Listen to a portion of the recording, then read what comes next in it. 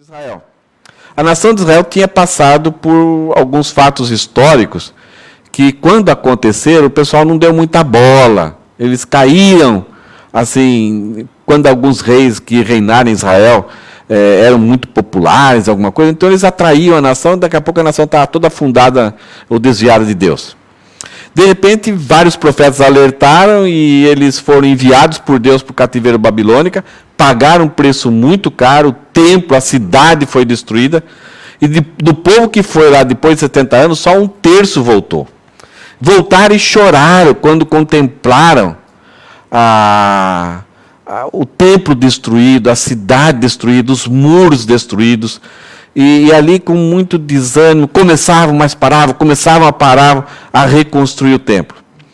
E os levitas que voltaram do cativeiro, e juntamente com os sacerdotes que tentaram reerguer a nação de Israel, tiveram um sentimento de agora criar algum sistema, algum esquema na nação de Israel, para que os blindasse de novas quedas que eles tiveram no passado. Nós tivemos, Salomão começou muito bem, construiu o templo, mas levou a nação de Israel a ter muita idolatria, uma devassidão.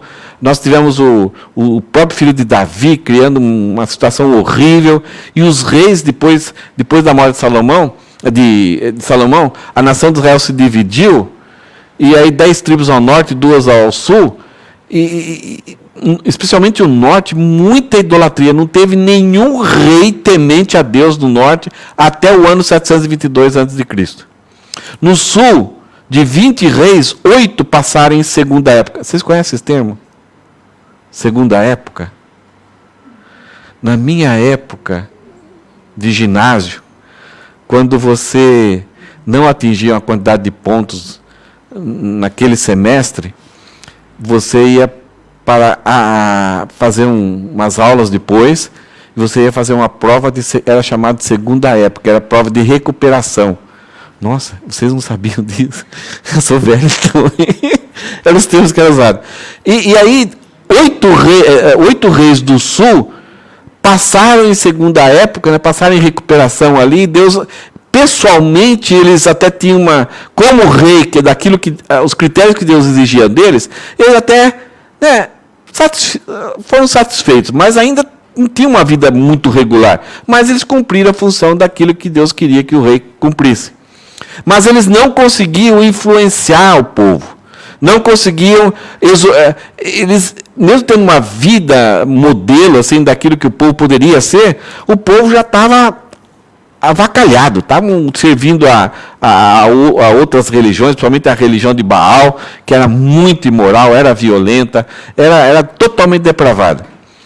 E Deus, então, chegou a um ponto, começou a mandar um profeta atrás do outro, e eles rejeitando os profetas, até que no ano 606, eles foram para o cativeiro, e lá ficaram durante 70 anos. Nesse cativeiro, então, quando voltaram de lá, veio os levitas, os sacerdotes, eles vieram com essa consciência histórica.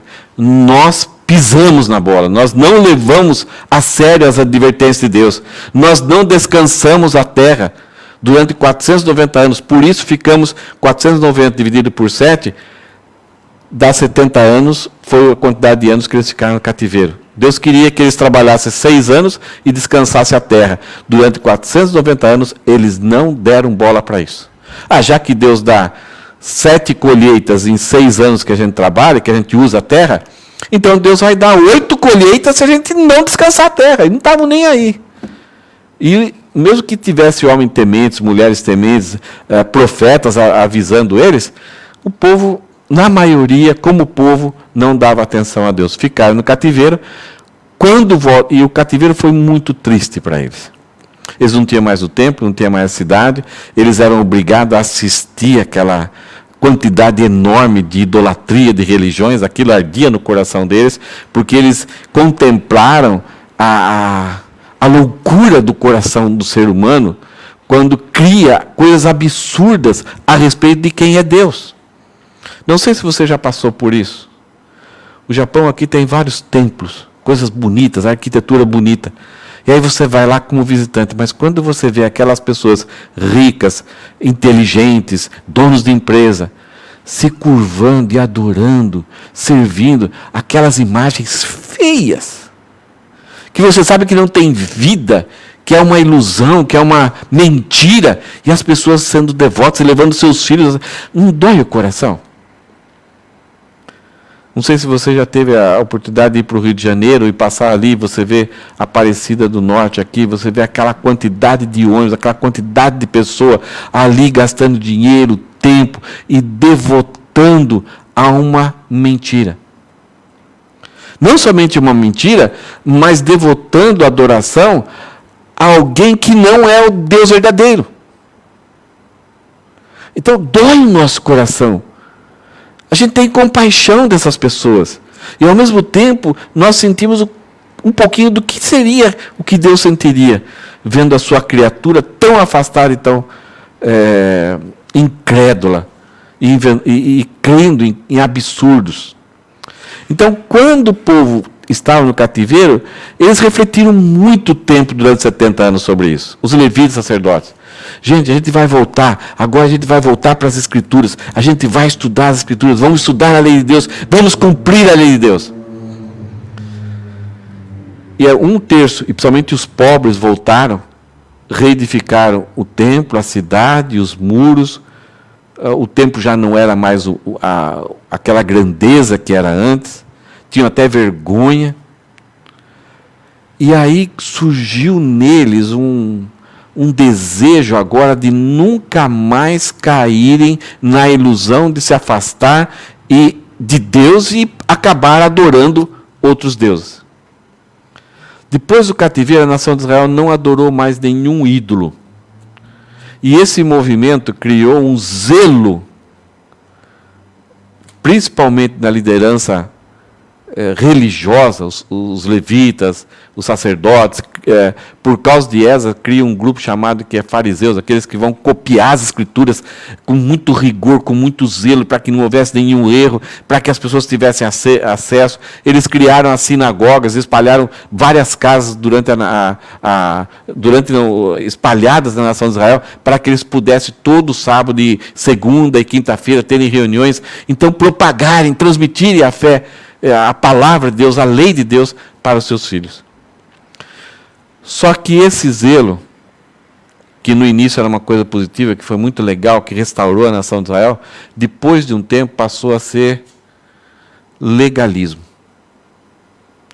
Eles achavam que a lei não era suficiente para preservar, a palavra de Deus, o que estava escrito, não era suficiente para preservar a pessoa de não cumprir a lei, de não falhar.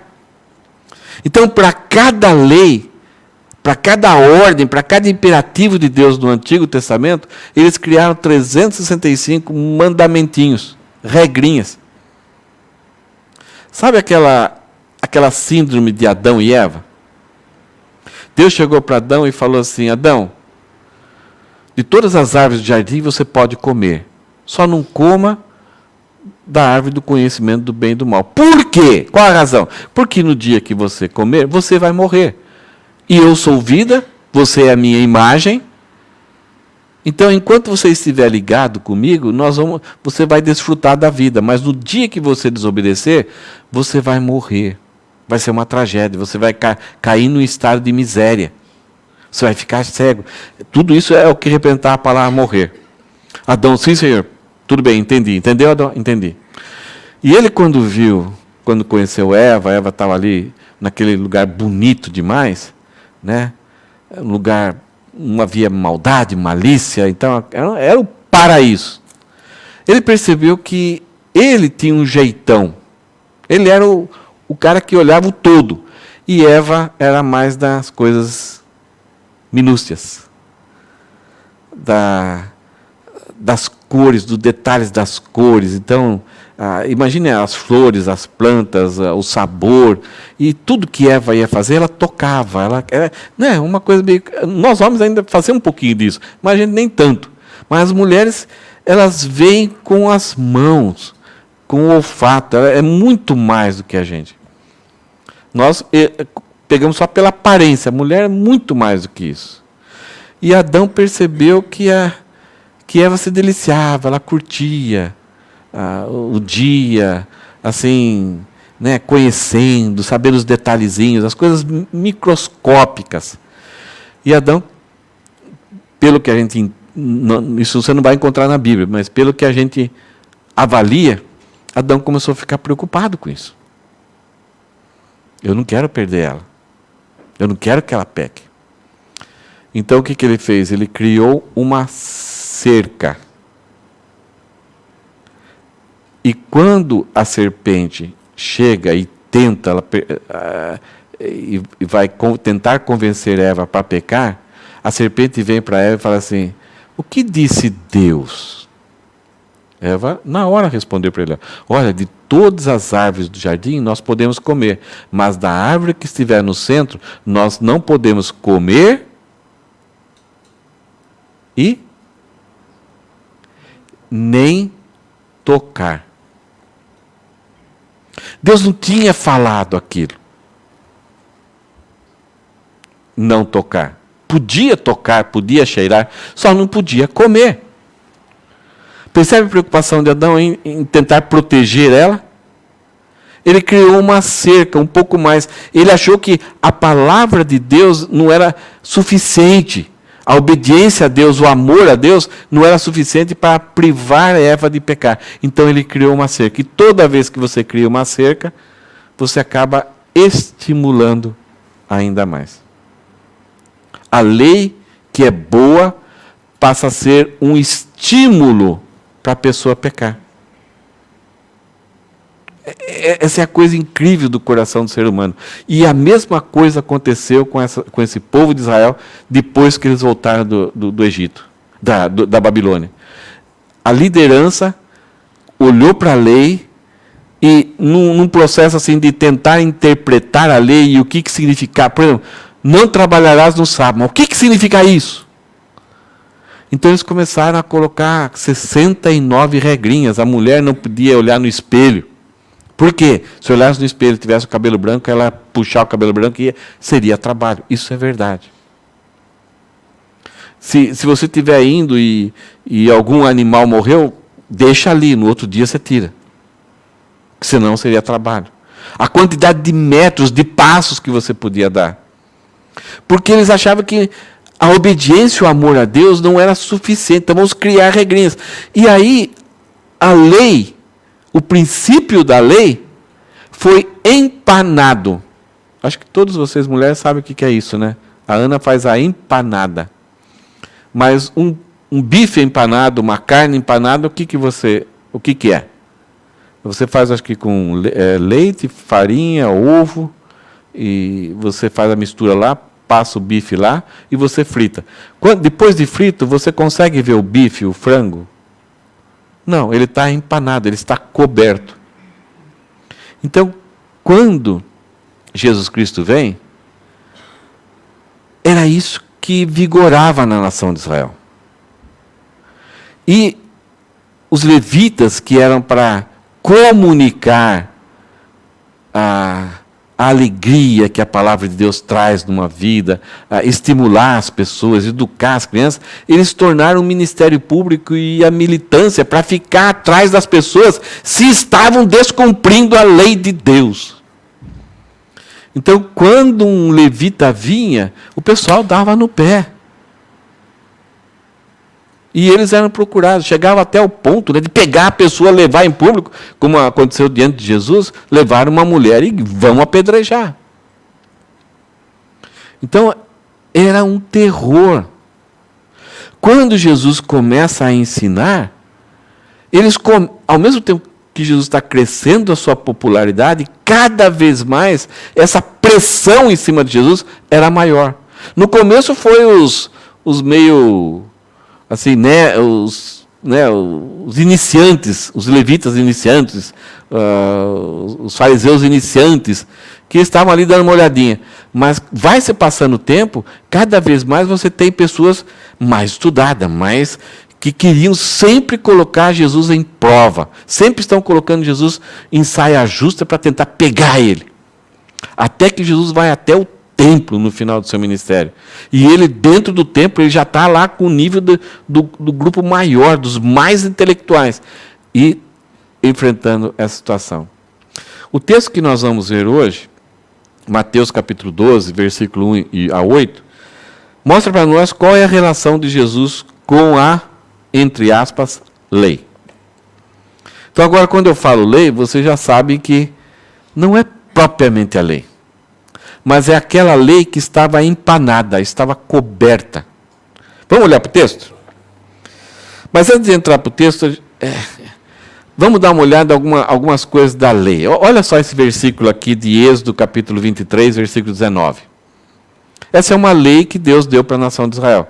A nação de Israel tinha vários povos, cada um seguia as suas religiosidades, a sua idolatria ao redor, cada um tinha práticas mais absurdas. Tinha um povo lá que seguia Moloque, que era uma carranca com a boca aberta, eles colocavam fogo lá. E, de repente, se você tinha um desafio muito grande na sua vida, a sua adoração era pegar o filho primogênito, bebezinho assim, e jogar dentro da carranca e oferecer adoração a Moloque. Era o sacrifício de criança. Alguns teólogos comparam essa inclinação do ser humano para servir a Moloque como esses movimentos que estão acontecendo em favor do aborto.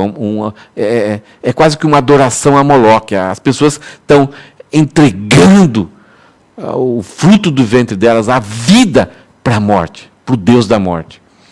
Olha só esse texto aqui, Êxodo 23, 19. Não cozinhe o cabrito no leite da sua própria mãe. A mãe não é da sua mãe, é a mãe do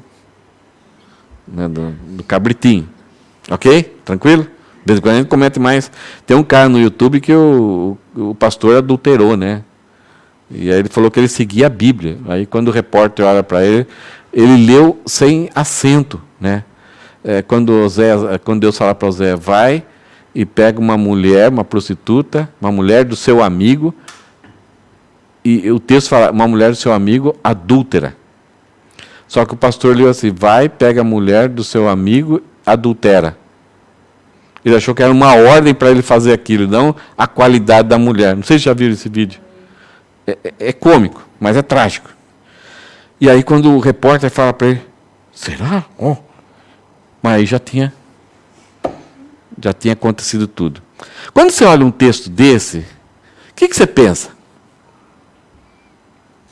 É uma receita de comida aqui? Não cozinhe o cabrito no leite da sua própria mãe.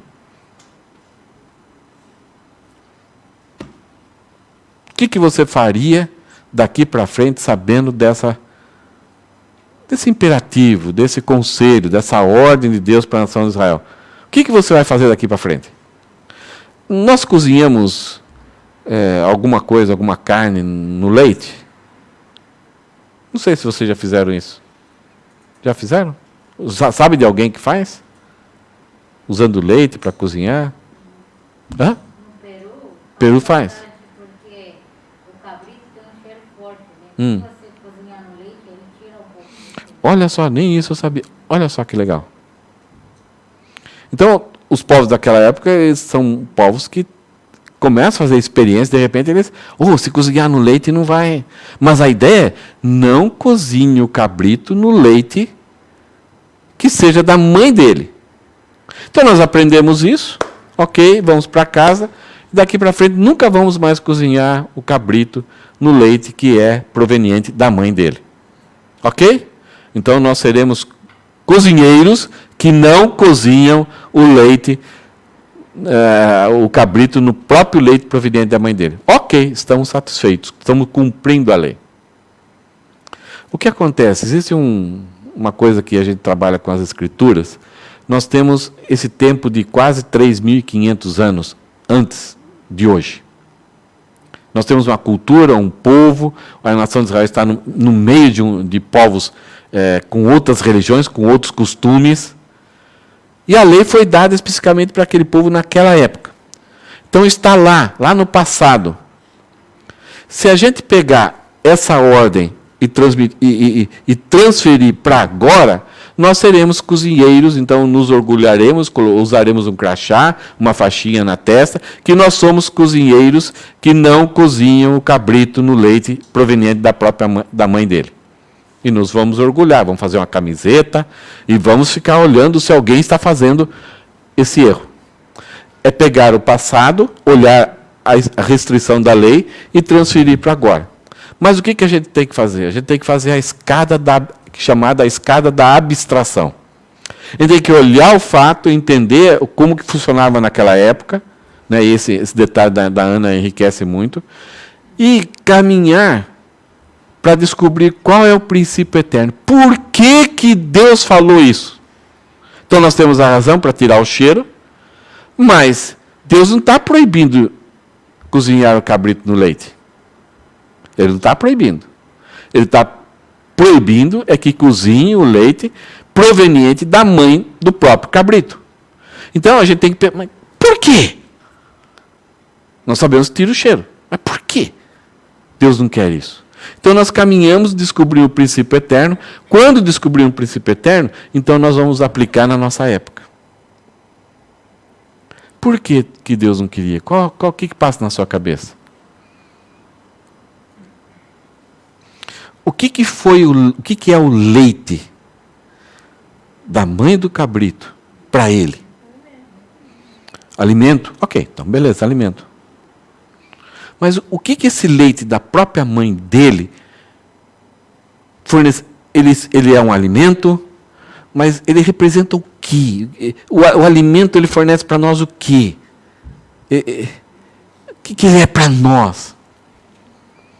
Se o cabrito não recebesse esse alimento, o que aconteceria com ele? Morria.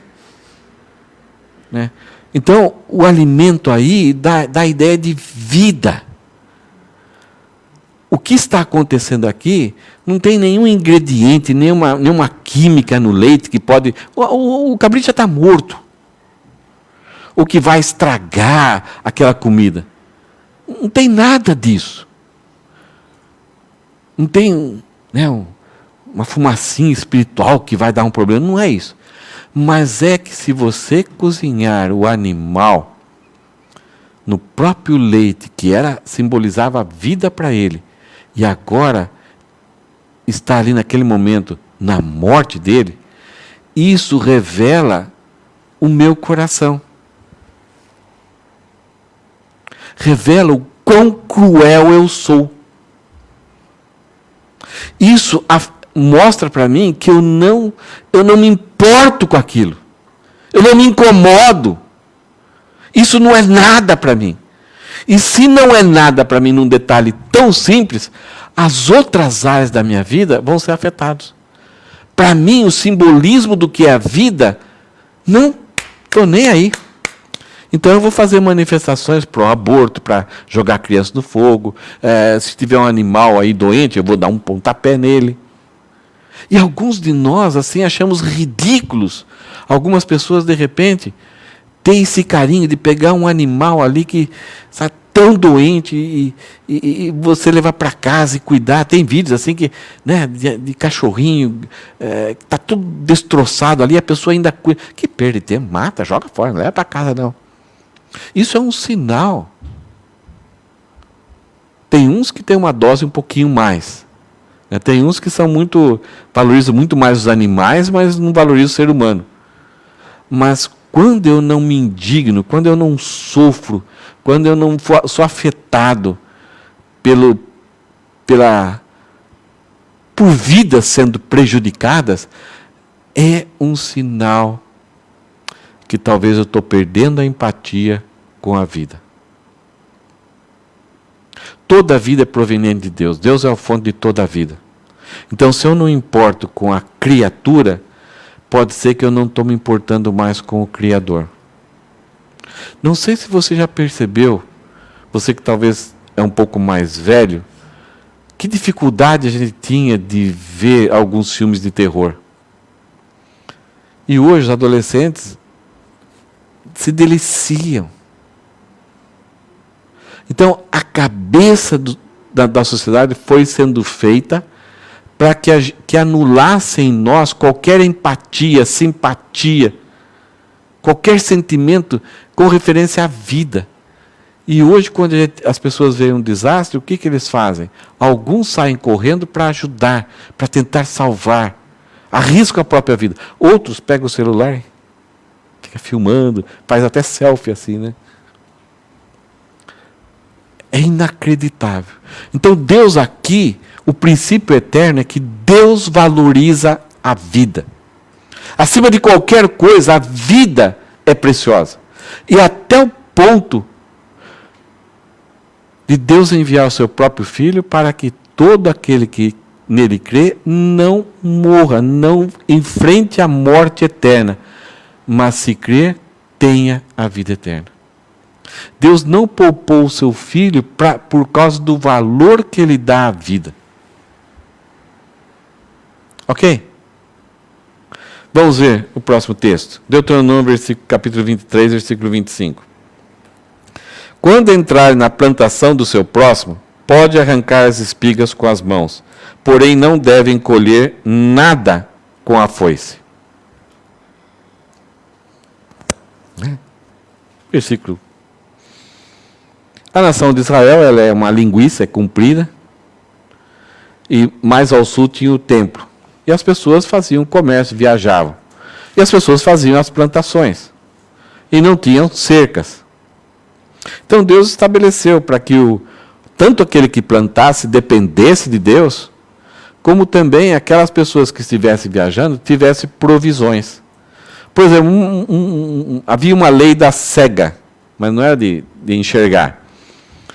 É que se você fosse um fazendeiro e você tinha os seus trabalhadores e quando você estava colhendo, né, os ceifeiros iam colhendo e colocando na carroça, e levando aquela até um monte, se caísse alguma espiga da carroça, o fazendeiro, os trabalhadores do fazendeiro não podiam pegar de volta. Se caísse da carroça, não podiam pegar de volta. E depois que todos os ceifeiros passavam, então aquelas pessoas que tinham perdido suas propriedades, tinham tido algum acidente, alguma tragédia, ficaram pobres, não tinham lugar para plantar, então eles podiam vir e colher uma espiga aqui, uma espiga lá, outra espiga lá. Mas essa espiga, o dono da propriedade não podia pegar de novo depois que ela caiu da carroça. Essa história é tão bonita no livro de Ruth. Dá vontade de falar sobre, mas não quero falar isso. Leia lá. Boaz percebe que Ruth está naquele sol, desde manhã, todo dia, buscando aqui. E no final ele acaba até casando com ela e redimindo a propriedade da sogra dela.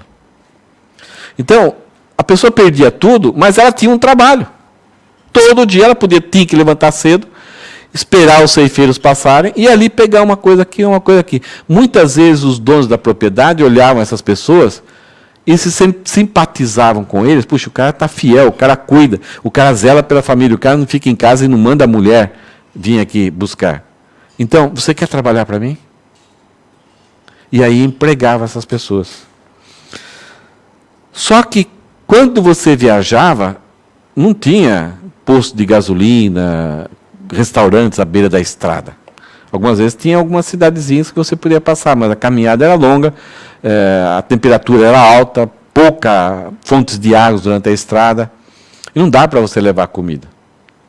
Então Deus criou esse sistema. Quando vocês viajarem, se vocês passarem perto de uma plantação, vocês podem entrar um pouquinho dentro dessa plantação, você pode colher aquilo que cabe, que você pode carregar, você debulha e assa numa fogueirinha ali, mas não leve. E aí o cara que é propriedade, não, mas vai acabar. Eu sustento você, você depende de mim, eu sou a vida da sua plantação, então confia em mim. Alguns fazendeiros, quando viam pessoas assim, ei, vem aqui, a gente está assando aqui, vem comer com a gente. Então, em alguns momentos da espiritualidade legal da nação de Israel, era uma koinonia, era uma festa. Mas muitas vezes havia o contrário. E também alguns caminhadores carregavam. Com aquela preocupação, talvez lá na frente não tem. E o que acontece? Mas olha, eles não podiam cortar com a foice. Porque aí seria, então, já uma colheita. Era aquilo que a mão conseguia. E se você puxar com a mão, você não aguenta muito tempo. Entenderam? Tranquilo? Havia essas leis para que essas pessoas não morressem no meio do caminho, para que não se debilitasse, tinha criança, e que Deus ia providenciar para todos, tanto para o fazendeiro ali, daquela plantação, como aquela pessoa que estivesse caminhando. Eram leis para o pessoal ter uma vida saudável. E muitas vezes eles iam lá para Jerusalém para louvar a Deus, estavam encaminhados. E Deus abençoava a generosidade desses fazendeiros. Protegiam eles de praga. Agora, o coração duro acabava recebendo as pragas. Vamos lá. Diante disso, é só um clima para a gente ver o que aconteceu com Jesus. O cativeiro babilônico criou um legalismo. As leis elas foram criadas em cima das leis mais regras. O objetivo da lei era preservar a vida, valorizar a vida, fazer que a empatia e o zelo pela vida sempre estivesse acima de qualquer coisa. E as regras de convivência eram sempre para as pessoas estarem bem. E Deus ia sustentar todo o povo da nação de Israel. Aí chega Jesus. Nós já vimos até aqui que Jesus mostra que ele tem autoridade sobre os peixes, sobre o paralítico, sobre os endemoniados. Ele tem a parede de nascença, leprosos. Então mostra que Jesus tem autoridade. E a perseguição começa a aumentar com Jesus. E aqui nós vamos ver esse clima. Se nós só lemos o texto agora, vocês já vão entender tudo agora. Versículo 1, capítulo 12, versículo 1. Vai mostrar a necessidade básica da vida. Fome. Deus já tinha estabelecido as regras. Por aquele tempo, num sábado, aqui tem mais um ingrediente. Jesus passou pelas searas. Ele está caminhando, então tem as trilhas assim, e ali tem as searas. Né? Não é o Ceará lá do Brasil, é as searas, é a plantação, ok? Estando seus discípulos com fome, começaram a colher espigas e a comer. Ok? Estão visualizando? Primeiro, caminhar num sábado, já tinha várias regras que não podia caminhar aqui, e Jesus está caminhando. Necessidade básica da vida, fome.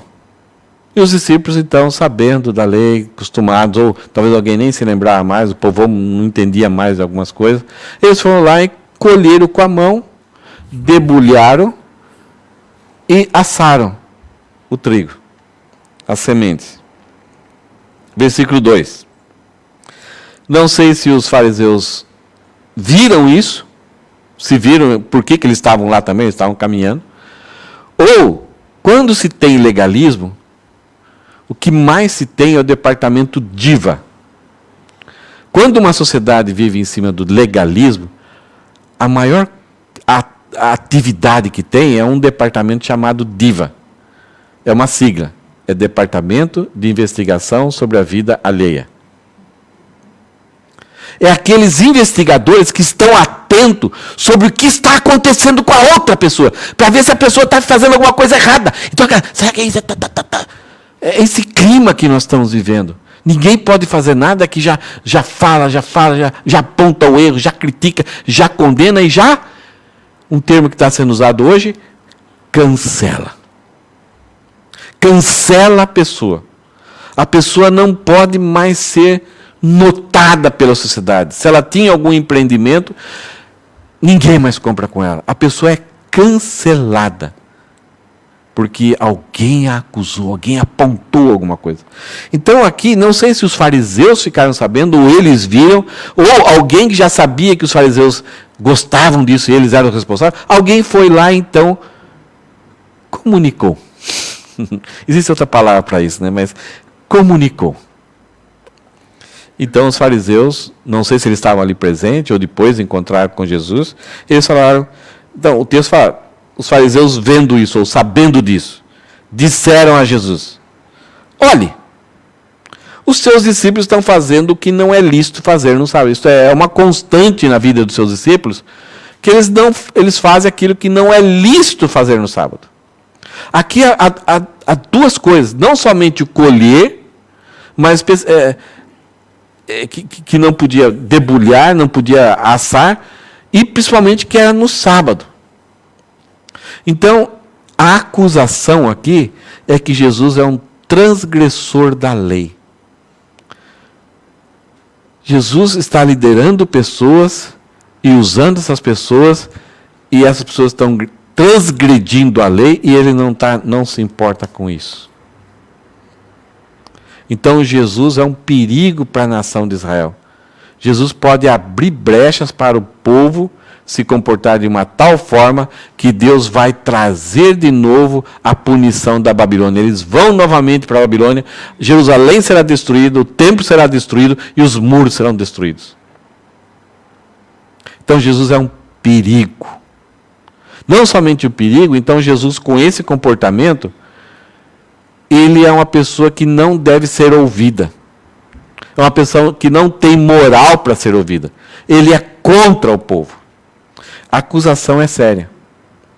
E aí Jesus então vai se defender. Ele vai usar alguns argumentos para mostrar o perigo dessa acusação.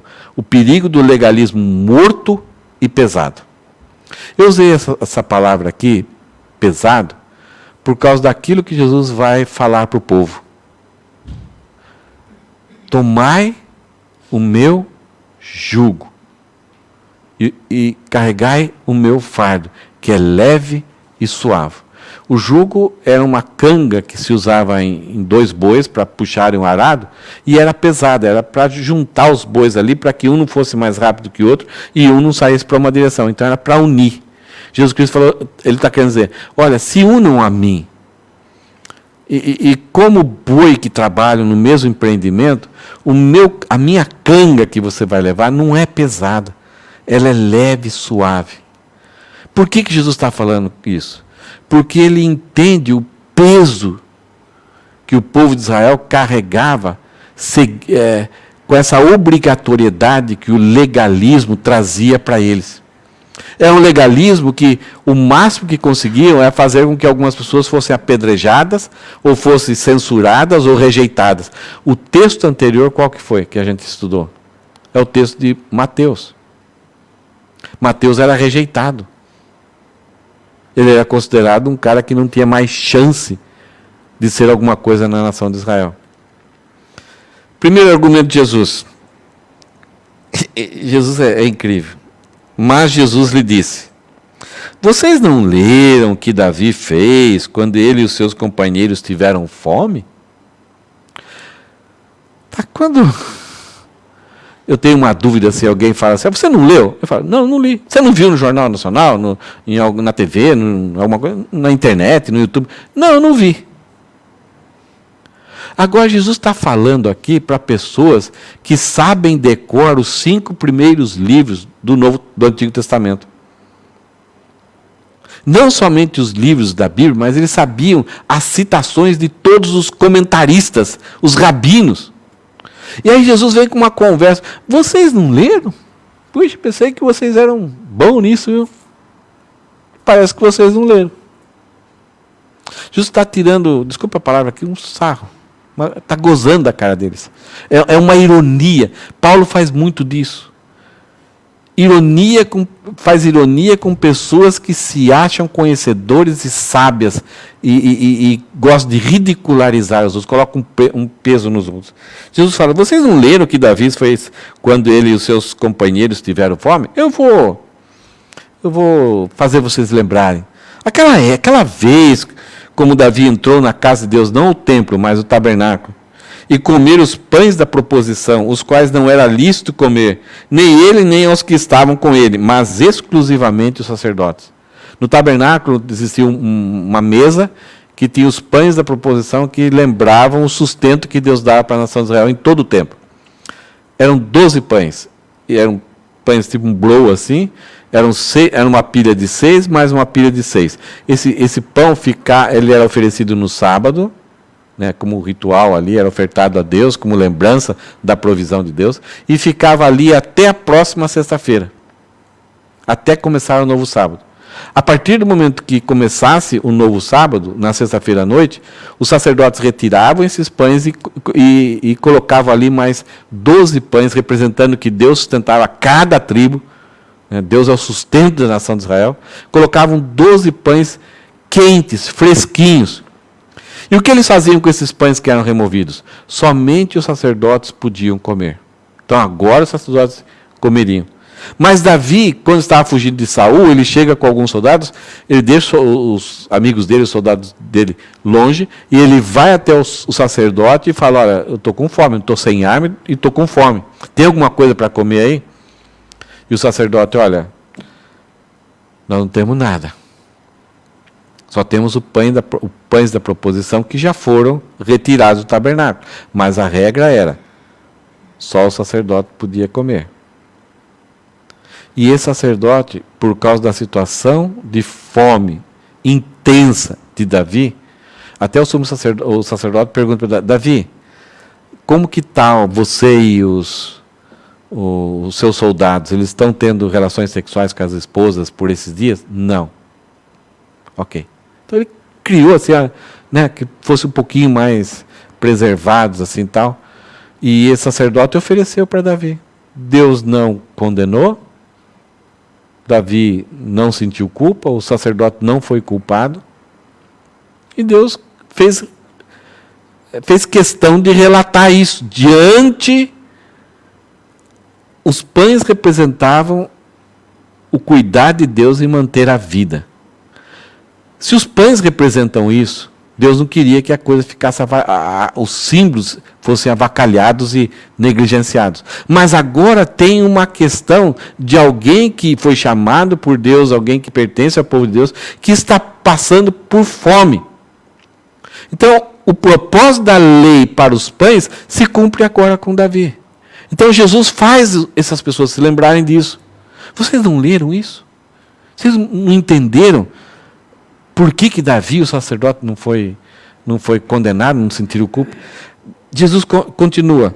Ou, vocês não leram na lei que aos sábados os sacerdotes no templo profanam o sábado e ficam sem culpa? Como assim?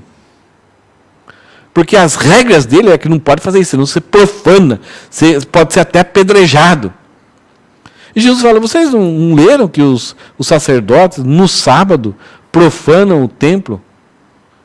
E não tem culpa? Ficam sem culpa? Por quê? O que acontecia no sábado? No sábado se multiplicava o trabalho dos sacerdotes lá no templo. Eles estavam muito mais ocupados, recebendo, fazendo as ofertas, porque era o tempo o dia de adoração, o dia de culto. Mas por que eles ficavam sem culpa? Porque eles estavam servindo a Deus e fazendo a nação de Israel reativarem a alegria com o Senhor, que é a vida. A dedicação deles era em promover a vida. E ao fazer isso, eles não são considerados culpados. E trabalhavam. Limpavam o banheiro, limpavam o sangue. Era um trabalho intenso. O levita sacerdote naquela época não era cantar musiquinha, não. Era um negócio pesado. Pegar um animal, cortar um animal, depois carregar o animal até o outro lugar lá que seria queimado e seria arrancado. Era como se fosse açougueiros, trabalho duro. E isso se multiplicava nos sábados e quando havia as festas, muito mais ainda. E Jesus fala, vocês não leram na lei que aos sábados os sacerdotes do templo profanam o sábado na cabeça de vocês e ficam sem culpa? Quer dizer, eles quebram as regras do sábado, principalmente as regras que vocês querem que eles cumpram, e não têm culpa. Vocês não leram isso?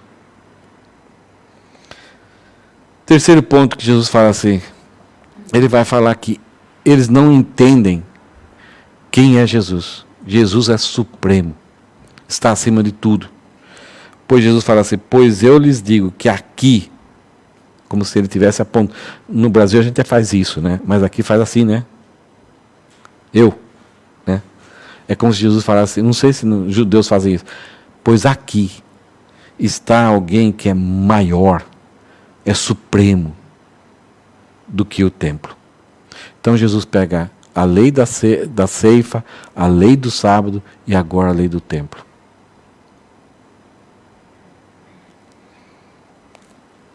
Eu sou aquela pessoa que recebe adoração e obediência e eu estou contente com os discípulos. Eu sou o autor dessas leis que visam dar a vida. Mas eles agora transformaram, criaram barreiras, criaram cercas, empanaram a lei e só são promotores da morte. O interesse deles é que as pessoas morram e carregam um peso pesado. Quarto argumento de Jesus. Ele fala, vocês não leram Davi, vocês não leram os sacerdotes, vocês não conhecem quem está aqui, eu sou maior que o templo, eu tenho autoridade. E que pena, se vocês soubessem o que significa quero misericórdia e não sacrifício, não teriam condenado inocentes. Jesus faz uma acusação para eles que no começo que era uma coisa tão boa, aquele cuidado para que a nação de Israel não voltasse a se afastar de Deus e fosse para o cativeiro, mas no seguir da carruagem, eles se tornaram tão pesado, com um movimento tão morto, que eles condenaram inocentes. Ninguém conseguia escapar do julgamento deles. Não havia desculpa, não havia justificativa. Quebrou. Apedreja, ou é rejeitado, ou é difamado, ou é cancelado na nossa comunidade. Jesus falou assim, se vocês soubessem, que já falei lá em Oséias, o Espírito Santo já anunciou para vocês que o interesse de Deus não está no ritual. O ritual, ele representa algo que está lá dentro do coração. Se o ritual é a finalidade, então o coração está vazio, o coração está morto, o coração está pesado. Em vez de você promover a vida, que é o Deus de vocês vão promover a morte, a tragédia. Jesus fala, eu quero misericórdia, isto é, eu quero que a bondade, a lei apontava a deficiência que nós temos no nosso coração, e ela apontava para Jesus e mostra que o interesse de Deus é que haja harmonia, que um ame um ao outro, que um busque salvar aquele que havia se perdido. Várias vezes nós vemos essas palavras, Jesus Cristo veio salvar, buscar e salvar aquele que havia se perdido. Ele veio para dar a vida. Eu sou o caminho, a verdade e a vida. Mas a religiosidade empanou o propósito da lei, que era pura e santa. E por causa disso, eles se tornaram radicais, secos. Tem uma ilustração, já no final do ministério de Jesus, Jesus está indo com seus discípulos, e tem uma árvore, uma figueira muito bonita, assim, frondosa, e o jeitão dela é que tinha frutos. Para que serve o fruto? Alimento, para dar vida. Então Jesus assim, gente, né? Jesus sabia tudo isso, mas ele mostrou para os discípulos uma analogia. Pessoal, deve ter fruto, olha a aparência. E todo mundo chegou lá, tal. Quando chegaram, não tem. Com fome. Imagine a expectativa que você tem, né? Quando você está com sede num verão assim, e você não vê a hora de chupar um sorvete. Então, você fala, deve ter sorvete na geladeira. Aí você vai lá, tem um pote de sorvete. Aí você abre, é feijão. O texto fala que Jesus ficou agoniado com aquela árvore. E ele lançou uma maldição sobre a árvore, para que ela secasse. E não aconteceu nada com a árvore. Eles entraram em Jerusalém, teve várias coisas. Jesus mostrou para os discípulos como estava vazia, era muita movimentação, era muito suor, muita atividade, sem vida. Quando saíram, os discípulos olharam para, está sequinha da silva. E é incrível, os discípulos foram, mas talvez foi à noite, foi uma geada, foi alguma coisa, só foi as folhas, né? Eles foram e cavocaram a terra e viram que até a raiz estava seca. O pessoal fala que é tipo um sinal profético, mas é um ensino didático de Jesus para mostrar para os discípulos que eles vão pastorear depois a igreja, que para não se preocuparem com a aparência, com o ritualismo. Nós vamos fazer atividades como igreja, mas isso tem que vir de um coração que está cheio de vida. A vida está em primeiro lugar. Se não é só suor, se não é só atividade. E aí nós passamos a ser um ministério público em busca do mal, para punir e não restaurar. E Jesus fala, olha, se vocês soubessem que o objetivo de Deus em dar a lei, em construir vocês como uma nação de Israel para atrair as outras nações para Deus de volta, em dar o sacrifício para que vocês entendem o quanto Deus valoriza a vida e uma vida isenta de pecado, se vocês entendessem isso, que Deus não, ele dá mais valor à misericórdia, à bondade, ao amor, do que ao sacrifício, do que ao ritual, vocês não teriam praticado tantos crimes. Olha só. Quando somos religiosos, nós praticamos crimes, condenando inocentes. Porque se a pessoa não se encaixa naquilo que inventamos, naquilo que criamos, nós condenamos. Passamos a ser preconceituosos, tradicionalistas, e todo mundo tem que encaixar naquilo ali. No versículo 8, então, Jesus estoura o balão. Porque o Filho do Homem é Senhor do sábado. Esse título aqui, Filho do Homem, é lá de Oséias, que é o Barenacha, é aquele que vem de Deus, aquele que vai reinar eternamente. Não é só que Jesus também é homem, mas ele será o Messias. Então, Jesus está usando um título, está puxando para ele uma coisa que os judeus sabiam, que era um título do libertador, do redentor, do Messias. E aqui os judeus, quando Jesus fala assim, porque o Filho do Homem, eles entenderam, Jesus Cristo está falando que é ele é o Filho do Homem. Que loucura! E Jesus fala, eu sou o Senhor. A ideia de Senhor aqui, eu sou o legislador. Eu que criei o sábado. Eu sei o objetivo do sábado.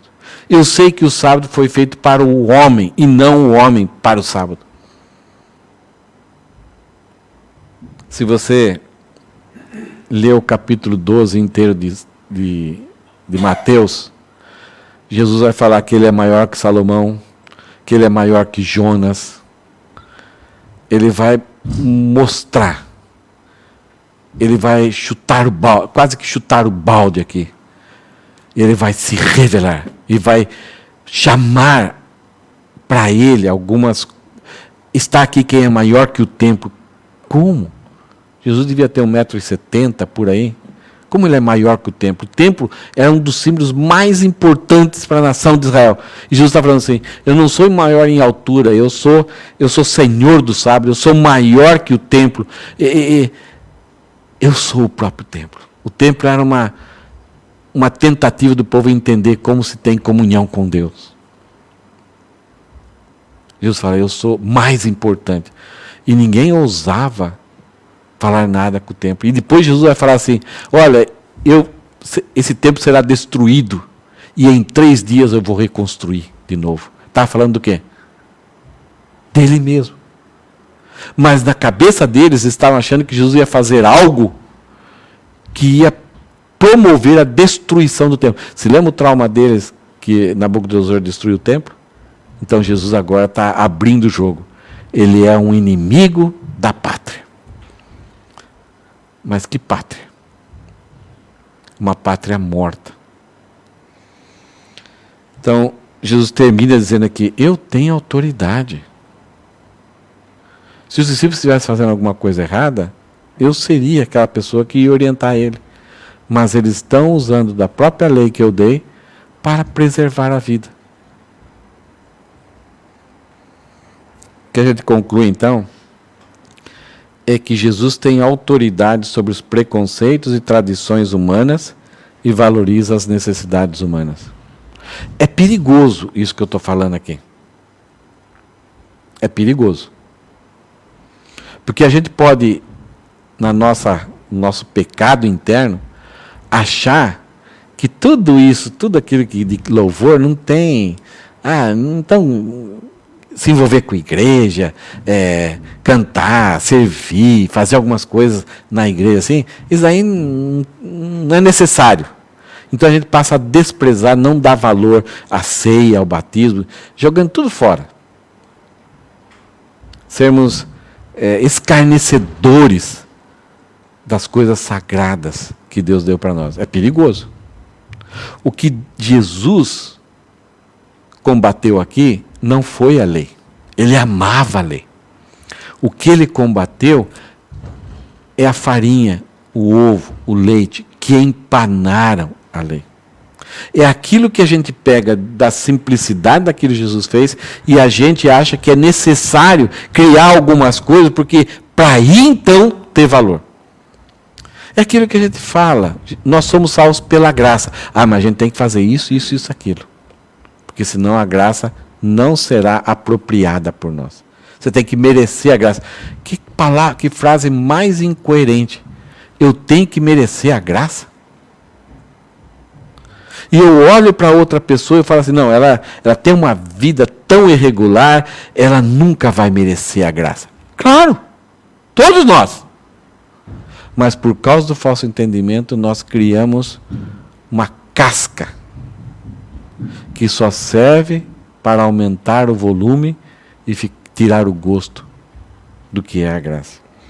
Jesus tem autoridade sobre os preconceitos derivados da maldade que nós criamos, da nossa maldade, e que levou a nós criarmos preconceitos sobre a palavra de Deus. E tradições humanas. Nós passamos a fazer uma coisa tão inocente num dia que foi legal, e daí, por causa que aquilo deu certo, foi legal, todo mundo gostou, o pessoal ficou contente, edificou, a gente acha que dali para frente tem que fazer sempre daquele jeito. Davi, você fez tiro de guerra? Sabe o que é, né? Não sei, acho que tem no Brasil ainda, né? É. Num quartel de tiro de guerra, os jovens de 18 anos têm que fazer 6 meses de prestação de serviço militar para a pátria. Na última semana eles têm que fazer uma reforma no quartel. E jovens, 18 anos, aquela brincadeira, aquela gozação, e aí jovens com água, sabão, balde, rodo, vassoura e tinta na mão, o negócio pode complicar. E o quartel tinha uma rua onde que no sábado de manhã, então tinha a formatura, então todo mundo tinha que estar bonitão lá, então tenente, subtenente, sargento estariam lá em formação, chamaria nome por nome e tal, aquela cerimônia bonita do exército.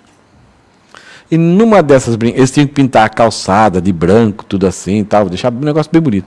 Numa dessas brincadeiras, uma lata de tinta caiu ali no asfalto, em frente ao lugar onde eles... Então seria visto por todo mundo. E fez aquela mancha, aquela bagunça ali. E quando você apronta, você tem que fazer o outro ano de novo. Você não dá abaixo, tem que fazer de novo. E aí alguns, puxa, gente, que bobeira, a gente estava animado, a gente, crianciça, adolescente, né? E agora, não tem jeito de limpar aqui, não tem, é tinta branca no asfalto, isso aqui não tem jeito. Aí um teve a ideia lá, então, tá feio, né? Então vamos fazer bonitinho, né? Aí pegou a tinta, foi espalhando e fez um quadrado, um retângulo assim, ao redor da... E ficou bonito. Ficou bonito fazer o quê, né? Pelo menos não fica um negócio feio, né? A tinta secou, no sábado chegaram lá, estava lá o quadrado. O subtenente veio, os soldados chegaram, fizeram cantar no hino nacional, tiveram uma exortação, uma palavra, tal. Todo mundo foi embora e o quadrado lá. Está tão bonitinho que ninguém prestou atenção. E os caras, deram no pé e silêncio, hein? Não fala nada para ninguém. E aí, agora não tem mais volta, né? Passou-se uns 10 anos, um dos rapazes volta para o quartel, está lá o quadrado. Todo ano eles pintavam. Ninguém sabia por que surgiu o quadrado. Isso é tradição. Tem um amigo meu que é pastor lá no Rio Grande do Sul.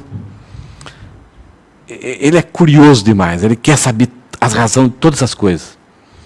E ele casou com uma esposa, filhos de italianos. Não, ele é italiano, filho de descendente italiano, e a esposa descendente de alemães. E a esposa dele sempre fazia o lagarto, sabe aquela peça de carne de lagarto, comprida? Então você injeta cenoura, algumas coisas assim e tal, e leva para o forno.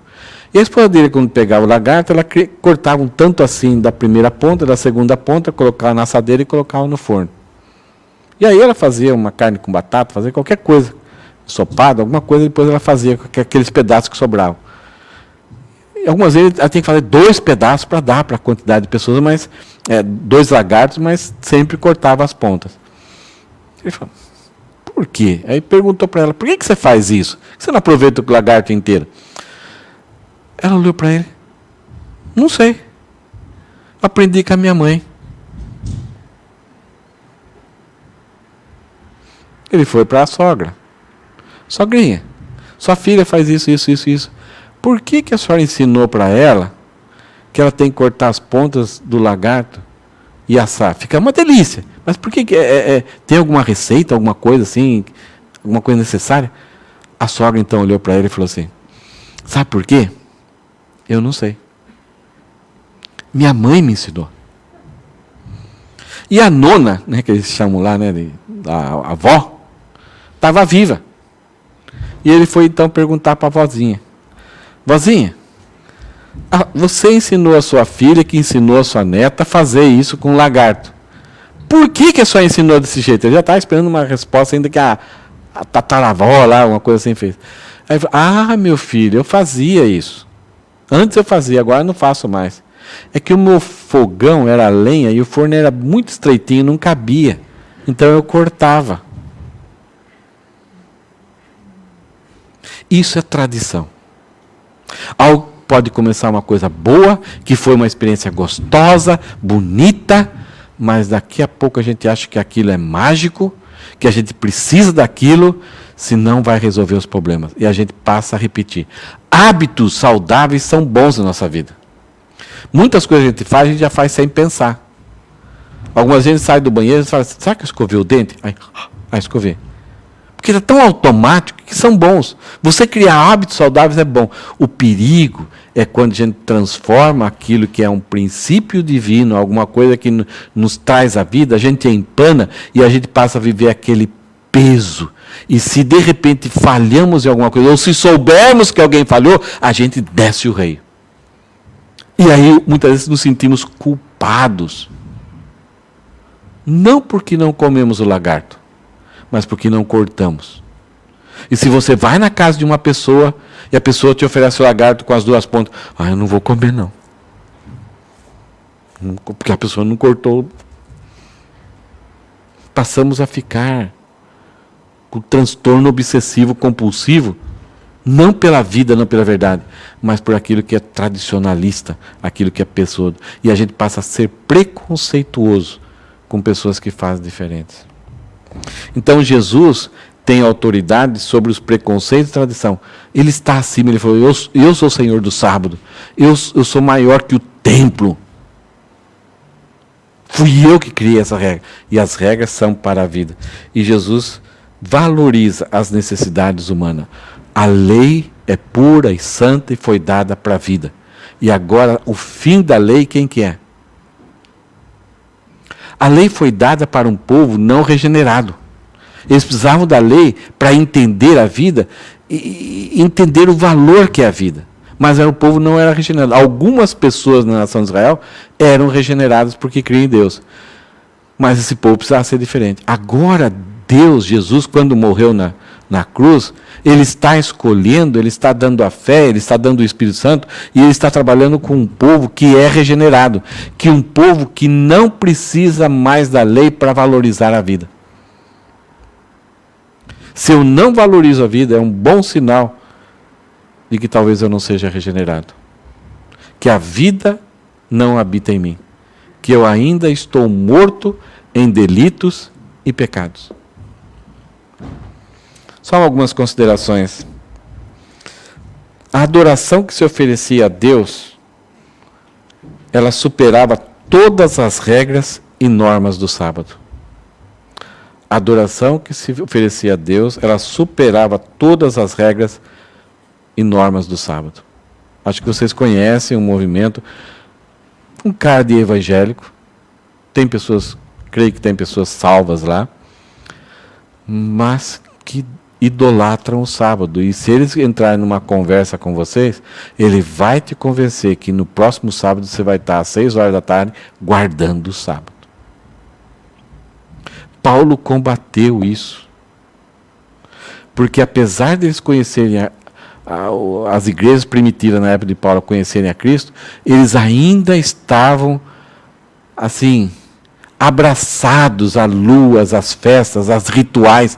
Eles não conseguiam enxergar que Cristo os regenerou, os salvou, não para viver uma vida de libertinagem, mas agora para valorizar a vida. O que Paulo fala? Mas o fruto do Espírito é vida.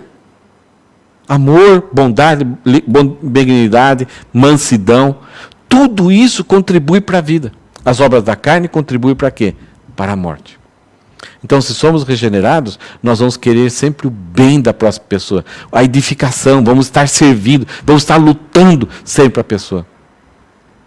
Se acontecer um incêndio aqui, num prédio aqui, e alguém falou, pessoal, vem nos ajudar, o que a gente vai fazer? Espera aí, a gente está terminando o culto. É isso que vamos fazer? Não. Eu paro aqui na mesma hora e vou lá, porque tem vidas para ser salvas. E Deus os colocou aqui por causa disso. Então, o legalismo ele tem muito problema com horário, com formas, com jeitão. Sabe? Ele sempre vai buscar algum artifício. Então, por isso que todas as religiões que têm problema, ela sempre valoriza o ritual. A direção para adorar a Deus, se tem um tapetinho, se faz isso, se faz aquilo. Porque mesmo que o coração está longe de Deus, você cumpriu o ritual. E aí quando você vê alguém não fazendo, você culpa e é preconceituoso, rejeita aquela pessoa. O que Deus deseja mais que o sacrifício ritual é a bondade e o amor. Você se lembra a história do samaritano? Um homem foi para Jerusalém, em Jerusalém e Jericó, eram 25 quilômetros, mas era um despenhadeiro. Um homem foi adorar em Jerusalém, no meio do caminho veio os bandidos, atacaram ele, deixaram ele quase morto. Passou um sacerdote. Não, eu não posso me contaminar, tem sangue ali, está quase morto. Ele estava cumprindo o que inventaram sobre a lei. Ele não entendia o que era a vida. Passou um levita, também não. E Jesus, ele é irônico. O samaritano era inimigo. O samaritano veio, colocou o homem ensanguentado, quase morto, dentro da sua Mercedes, no banco, levou para uma hospedaria, um hotel 5 estrelas, pagou, depois que viu que alguém estava cuidando, falou assim, cuida dele, e eu vou voltar aqui. Quando eu voltar, se você gastou um pouco mais, eu pago você. Aí Jesus Cristo falou, quem foi o próximo? E Jesus, outro dia eu falo sobre isso, mas vamos lá, para terminar. Entenderam a ilustração do samaritano que Jesus queria falar? Né? Aqueles homens, o sacerdote e o levita, tinham adorado a Deus, tinham cumprido todos os rituais lá no templo. Mas diante da oportunidade de cuidar de uma vida, eles pensaram mais em si. Esse homem está no chão, quase morto, é culpa dele. Ele está debaixo da ira de Deus. E o samaritano, que era um inimigo, vai lá e cuida, se envolve e se compromete. Devemos procurar, aqui é um alerta para nós, devemos procurar com zelo para não sermos dominados pelos preconceitos ou tradições humanas, empanando o princípio bíblico. Hoje fizemos alguma coisa por causa de um princípio bíblico, deu certo, foi bonito, foi gostoso, enriqueceu, edificou. Vamos ter cuidado. Será que vai ter que ser sempre desse jeito?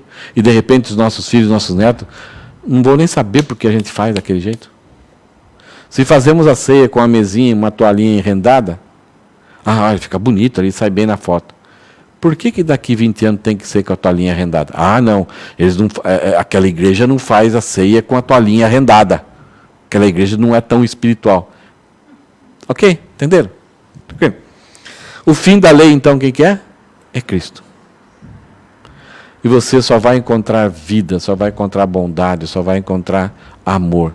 Porque Ele deu a própria vida, até pelos inimigos. Ele amou o Pai, Ele amou a igreja, Ele amou os indivíduos e Ele amou até os inimigos. Nós estamos metade igreja. O que eu pensei nisso? É que tivemos vários problemas com a pandemia, deixamos de estarmos juntos, fizemos através da internet, mas você percebe que não tem cheiro de suor um do outro. Não tem o hálito um do outro. Eu não sou recebido e não sou abençoado, e também as pessoas não podem curtir daquilo que Deus quer me usar como instrumento. A gente pôde voltar, parece que agora está firmando esse tempo nosso aí. Mas ainda não temos o coffee time. Vocês entendem agora, eu estive refletindo isso, a importância do coffee time. Que é lá que, parte da nossa vida, a gente pode dar uma palavra, sorrir, abraçar, encorajar, fortalecer,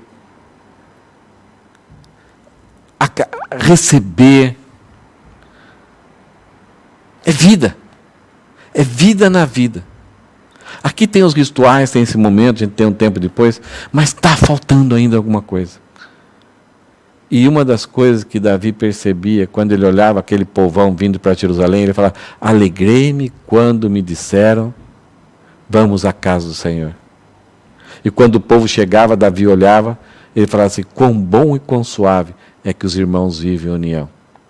Porque iam cumprir os rituais, porque iam ofertar para o templo, porque iam dançar, porque iam cantar. Não.